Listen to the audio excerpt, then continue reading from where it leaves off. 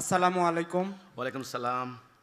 আমি এখানে আসার পূর্ব মুহূর্তেও জানতাম যে এটা একটা নিষিদ্ধ সংগঠন। ভ্রান্ত দল।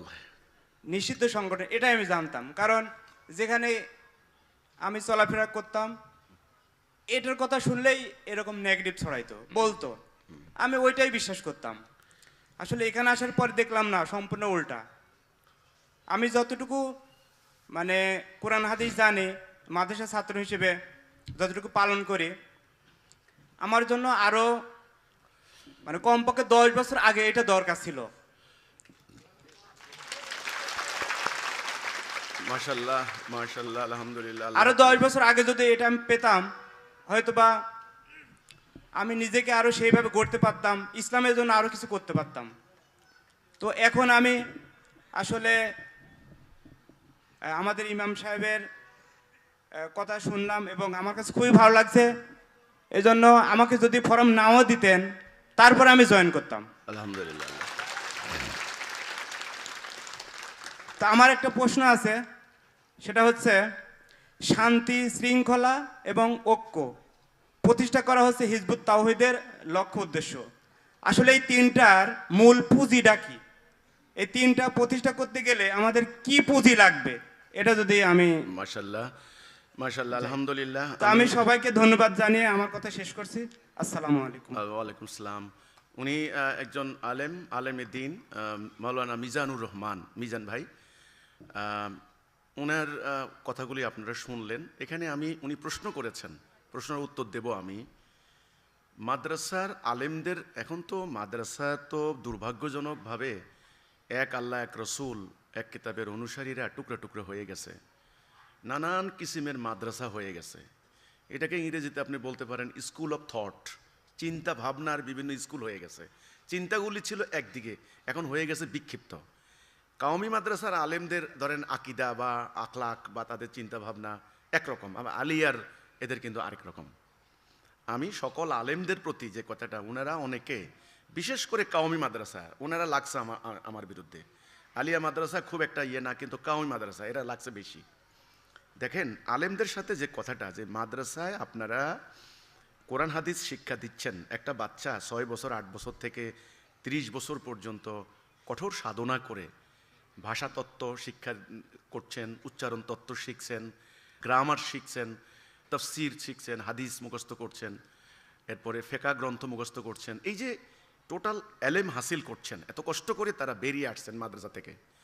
তো বেরিয়ে এসে তারা কি করছেন?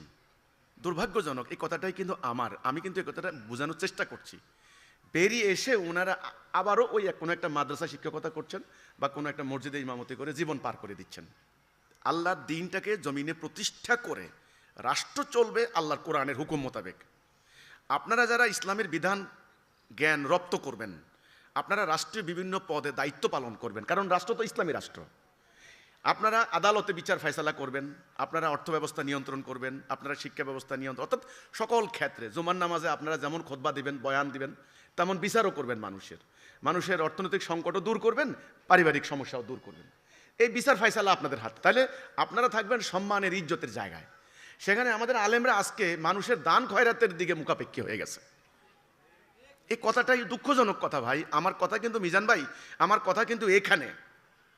এই দুর্ভাগ্যজনক ইতিহাস আজকের না, এটা ব্রিটিশরা যখন আমাদেরকে সামরিক শক্তি বলে, যখন আমরা মিলিটারিলি ওদের কাছে ডিফিটেড হয়ে গেলাম, তখন তারা আমাদেরকে পায়ের নিচে দিয়ে তারা এই ব্যবস্থা করেছে।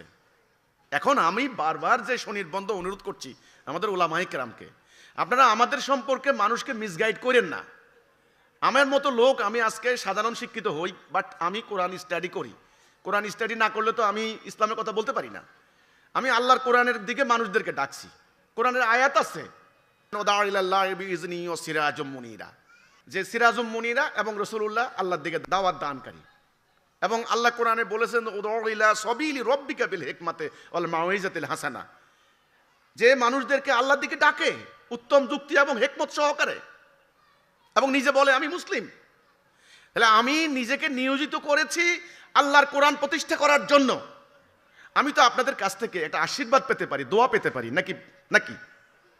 এখন আমার দাড়ি ছোট কেন, আমার মেয়েরা মিটিংয়ে আসে কেন, এই সমস্ত ছোটোখাটো ব্যাপারগুলি নিয়ে আপনারা যদি আমাকে একেবারে তুচ্ছ তাচ্ছিল্য করে জনগণের মধ্যে আমার ব্যাপারে মিথ্যা রটনা করে দেন, তাহলে ইসলামের কথা বলার জন্য মাঠে কে নামবেটাকে?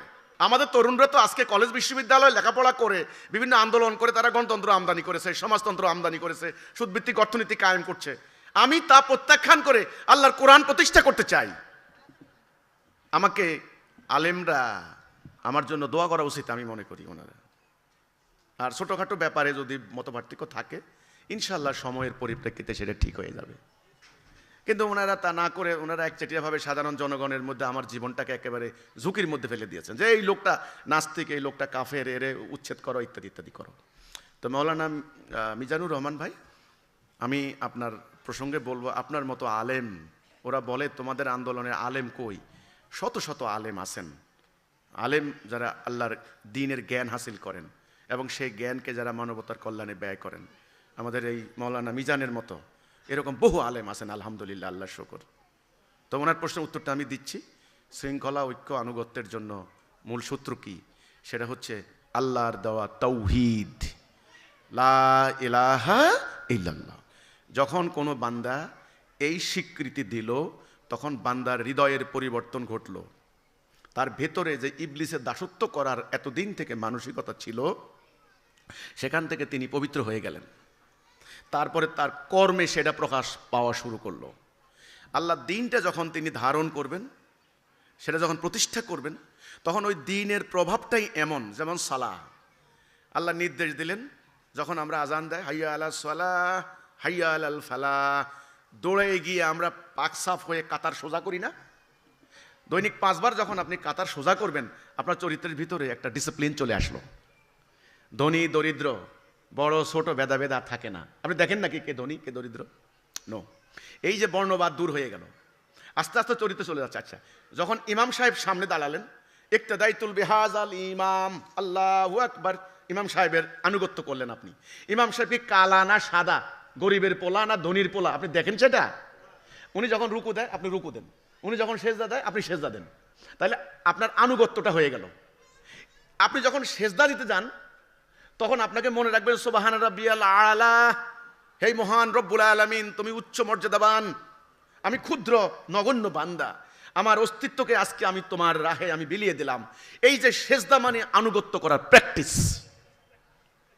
এইগুলো যখন আপনার চরিত্রে ক্রমান্বয়ে গাঁথতে থাকবে, আপনি যখন ইমামের কথা শুনবেন, আমিরের আনুগত্য করবেন, আপনি যখন দিন প্রতিষ্ঠার জন্য জানমাল দেওয়ার জন্য যখন আপনি পাগল পারা হবেন, তখন অটোমেটিক্যালি আপনার ভিতরে আর স্বার্থপরতা থাকবে না। আপনি খালি দিতে চাইবেন। আর যারা কাফের তারা খালি নিতে চাইবে। এখানে আমাদের 1,500 লোক 2,000 লোক, এখানে সবাই যদি বলে 2 টাকা হোক 5 টাকা হোক, এই আমি দেবো, আমি নেব না, আমি না খাই থাকলেও নেব না, আমি দেবো, এখানে টাকাটা নেওয়ার লোক থাকবে? আর সবাই যদি বলে আমার দে খালি দে, মারামারি করে 10 জন খুন হবে খালি এখানে। এই জন্য আল্লাহ রাব্বুল আলামিন দ্বীনের মধ্যে প্রথম শিক্ষা দিচ্ছেন, তোমার জান মাল দিতে হবে, দেওয়ার প্র্যাকটিস করো। এই আত্মার পরিশুদ্ধি শুরু হলো, এটার নাম তাসকিয়ায়ে নাফস, নাফসের পরিশুদ্ধি হলো। যাকাত শব্দের অর্থ হলো জাকিয়া থেকে, মানে পরিশুদ্ধ হওয়া। যাকাত মানে পরিশুদ্ধ হওয়া। মানুষ দুনিয়ার প্রতি লোভাতুর, দুনিয়ার প্রতি কামনায় বাসনার, দুনিয়ার সম্পত্তির প্রতি মানুষ থাকে। মানুষ স্বার্থপর আত্মকেন্দ্রিক এমনি হয় না। ইসলামের জীবন ব্যবস্থা এমন, আপনাকে জানমাল দিতে কেবল উৎসাহিত করে। তখন এই মানুষগুলি স্বার্থপরতার ঊর্ধ্বে উঠে যায়। এরপরে রোজা রাখো, বছরে 1 মাস খাইবা না সকাল থেকে সন্ধ্যা পর্যন্ত, মুখ শুকায় জায়গা, জিহ্বা শুকায় জায়গা, এরপরও খায় না। আস্তে আস্তে তার চরিত্রের ভিতরে একটা স্বার্থপরতার দুর্গন্ধ দূর হয়ে যায়। এই লোকটা হয়ে যায় মুত্তাকি। শৃঙ্খলা আনুগত্য প্রতিষ্ঠা করার জন্য সূত্র একটা, তাওহীদের উপরে ঐক্যবদ্ধ হওয়া এবং আল্লাহর দ্বীন প্রতিষ্ঠা করা, বাস। এই জন্য রাসূল এবং সাহাবীরা ডাইনে বামে তাকান নাই, এক দেহ এক মন নিয়ে তারা লড়াই করে আগে দ্বীন প্রতিষ্ঠা করেছেন, বাস। সমাজ এমনি ঠিক হয়ে গেছে।